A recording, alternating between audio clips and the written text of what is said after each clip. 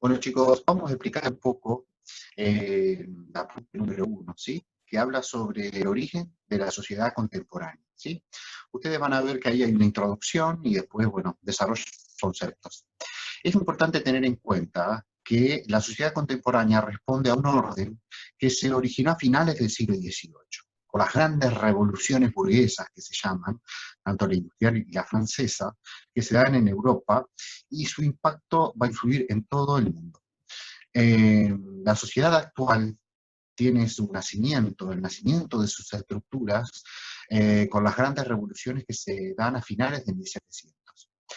De alguna manera se genera lo que ahí habla el texto, una nueva epísteme, ¿sí? Una nueva concepción ideada y llevada adelante por la burguesía como sector económico. Y para tener en cuenta los sectores económicos, hay que hablar de lo que es el capitalismo. ¿Sí? El capitalismo como sistema socioeconómico se consolida con las grandes revoluciones del siglo XVIII. Y una de las características fundamentales del sistema capitalista, en realidad podemos hablar de tres características fundamentales, son la propiedad privada, la división de la sociedad en clases sociales según el ingreso económico y la acumulación de capital.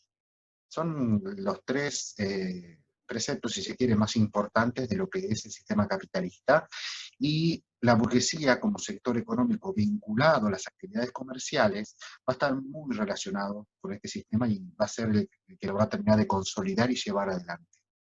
En esta cuestión de la nueva epísteme hay una ruptura del pensamiento tradicional con este nuevo tipo de pensamiento que surge. El pensamiento tradicional lo vamos a vincular con instituciones tradicionales, como por ejemplo la iglesia, ¿sí? El pensamiento religioso vinculado al dogma. La nueva epísteme burguesa va a darle mucha importancia al conocimiento científico, a lo demostrable, a la experimentación, a la observación. Y es acá donde, de alguna manera, se ve el quiebre, ¿sí? Entre estas dos visiones de cómo se organiza el mundo. Eh, Después, cuando aparece el título de Modernidad y Teoría Sociopolítica, hace un recorrido principalmente por la burguesía como sector económico, cómo se va consolidando y cómo lo vamos a ubicar principalmente a las ciudades europeas. ¿Sí? El comercio como actividad no necesita grandes extensiones territoriales para producir riqueza, sino que las ciudades es suficiente, ¿no? Para realizar las actividades comerciales, las transacciones, desplazando de manera, no desplazando, porque la agricultura y la ganadería siguen siendo muy importantes, pero poniendo el foco en otro lugar, separando el espacio también, ¿no? La ciudad como el lugar donde van a estar las actividades comerciales y lo rural y el campo como el espacio donde se desarrollan estas actividades primarias, como lo son la agricultura y la ganadería. Hay una redefinición también del concepto de libertad, ¿sí? Una redefinición burguesa del concepto de libertad, que se va a vincular principalmente al libre tránsito, a no entrometerse en las cuestiones que tienen que ver con el generar riqueza, con la idea de familia, con la idea de matrimonio, nuevos valores, si se quiere, nuevos modos de organización social que la burguesía va a ir incorporando. Eh, También habla ahí un poquito, hay una diferenciación entre lo que es la riqueza raíz y la riqueza dineraria, ¿sí? La riqueza raíz, como les decía recién, se vincula más a la posesión de la tierra, mientras que las actividades comerciales no necesariamente necesitan grandes extensiones para desarrollarse. Eh, Hay un cuestionamiento, como les decía antes, también a las tradicionales instituciones de poder. Y la más importante va a ser la iglesia. Por eso nace, se puede decir, una nueva idea de cognoscibilidad, que se va a vincular con el empirismo. Que si bien ya se hablaba de empirismo, los burgueses lo van a tomar para plantear que todo tipo de conocimiento tiene que estar sometido a la experiencia, a la experimentación, ¿sí? A la observación. Eh, y ese es, de alguna manera, lo que le da el origen a esta nueva epísteme fundamento, ¿no?, a esta nueva epísteme burguesa, que obviamente se va a aplicar a la educación, se va a aplicar a estos nuevos valores, a este nuevo sistema de enseñanza, que va a tener que replicar todos estos progresos que se van dando en torno a la ciencia y su vinculación con lo que es la industria, la técnica, la producción, ¿sí? Su vinculación siempre con el sistema capitalista. Va a tener un alcance mundial, tiene su epicentro en Europa y principalmente en países como Francia y el Reino Unido, pero va a tener alcance mundial, llevando de alguna manera lo que es una idea de civilización, ¿sí? La idea de civilización a finales del siglo XVIII representaba las sociedades europeas.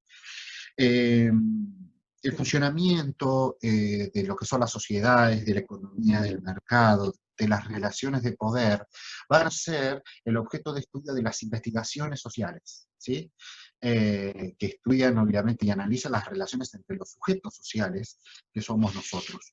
Y los teóricos burgueses que se van a encargar de alguna manera de formular todos estos estudios, van a crear o se van a nuclear en torno a lo que es un movimiento, que es la ilustración o el iluminismo, ¿no?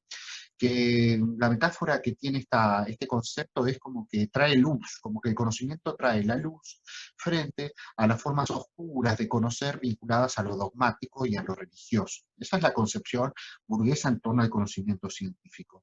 Y van a dar, de alguna manera, estos filósofos de la Ilustración, fundamento a la nueva idea de Estado, ciudadanía, leyes, normas costumbres, que obviamente la educación va a tener que replicar, ¿sí? Va a tener que reproducir. Todo esto es el resultado de un largo proceso histórico. No es que la burguesía de un día a la mañana tomó el poder y planteó un nuevo tipo de sociedad. ¿Sí? Ya en la Edad Moderna se venía gestando esta idea de que la burguesía iba tomando cada vez más poder, ¿sí? Y de alguna manera también introduce las ideas de república, las ideas que van en contra a las formas tradicionales de gobierno que existían en Europa, que eran más bien las monarquías. Otro dato importante a tener en cuenta es que con la edad contemporánea nacen los países, porque se consolida el concepto de propiedad privada. Entonces, este territorio que se divide y da origen a los países va a tener dentro suyos sujetos sociales que van a tener que sentir un sentido de pertenencia, una identificación con el otro. Es por eso que el Estado, a través de la educación, va a crear todo un aparato ideológico de lo que es ser, por ejemplo, argentino, ¿sí? Eh, reproduciendo desde lo histórico hasta pautas culturales de lo que implica vivir en un territorio.